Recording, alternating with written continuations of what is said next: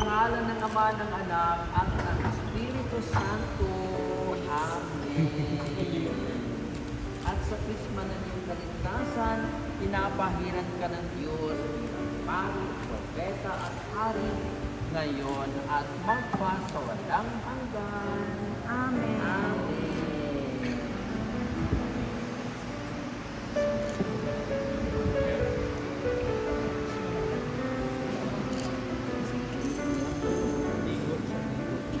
Paglayin mo ang karangalan ng iyong pagiging anak ng Diyos, Juan at Juan.